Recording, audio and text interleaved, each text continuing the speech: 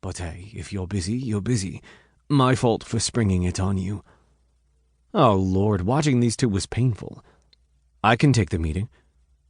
Hudson's eyes widened a fraction. "No, Ev, Lance perked up. "Can you?" "Meeting?" Colin nudged my shoulder. No doubt I'd interrupted the plans he'd been making with Sam to duke it out on Call of Mayhem, or whatever the hell the game was called.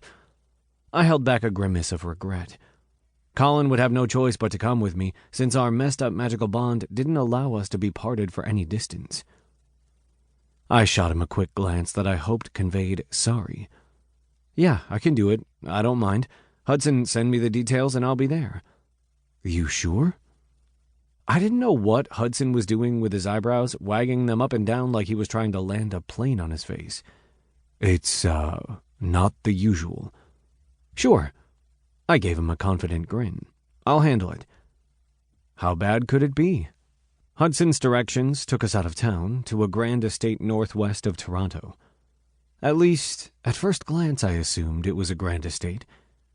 The driveway was adorned with 2 8-foot-tall stone pillars, topped with a pair of carved lion heads and a formidable gate between them. A miniature forest obscured all view of the house, but the tall black steel fence that stretched out on both sides from the gate suggested that whoever lived here was serious about their privacy. I eyed the gate and its conveniently placed intercom with no little bit of trepidation. "If I volunteer for something again without getting all the details up front, smack me, will you?" Colin snorted. "As if it would stop you." "Hey, it might." I pressed the button on the intercom. "Evan Fournier and Colin Chan for Hudson Rojas?" There was no verbal response, but the gate began to open, so I guessed that was response enough. The driveway wound through the forest in gentle curves, much longer than any driveway had a right to be. I let my trusty Toyota crawl along without touching the gas, despite the nerves begging me to go faster, to find an end to this suspense. I didn't know what we were going to find at the end of the drive. Friendlies, probably. Maybe. And I was trying not to dwell on it. Hudson had taken me aside after dinner to explain in hushed whispers that the meeting wasn't a meeting at all, at least not one with a client. No, this was a vampire thing. A duel, if you could believe it. A member of our band had pissed someone off, and so Hudson was expected to be present. Except because I'd opened my big mouth, it was now Colin and me here in Hudson's place. By the way Colin was tapping his fingers on his knee, he wasn't immune to the tension either. He kept his eyes on the trees and brush, as though he thought something might jump out at us. Great minds and all that. "Think they'll be pissed if Phoenix is crashing their vampire party?" "If they are, they'll have to get over it."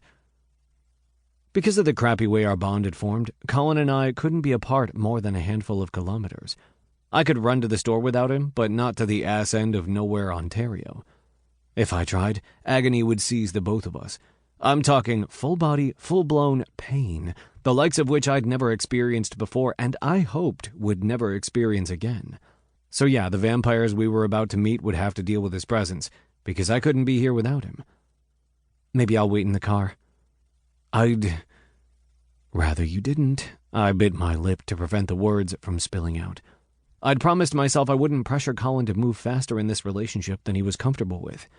He wasn't only dealing with the loss of the life he thought he would have, but the loss of his fiancée. And the fact that despite knowing he was bisexual since he was a kid, what we had going on between us was his first same-sex thing. So yeah, no pressure. "If you want." Out of the corner of my eye, I saw him turn toward me, but he said nothing. Finally, the driveway spit us out into a clearing that was dominated by a huge stone house that matched the gate's pillars in construction and intimidation factor. It was built like a miniature castle, and I used the word miniature only because the castles I'd seen in pictures usually had wings upon wings and 20 or 30 bedrooms. This place probably only had 10. Above ground, at least. Who knew how many more vampire-friendly quarters were in the basement? It was 3 stories, and a turret capped either end. Ivy crawled up each round wall, emerging from well-kept gardens that surrounded the perimeter of the house. The aroma of the blooms lingered in the air, and I imagined that...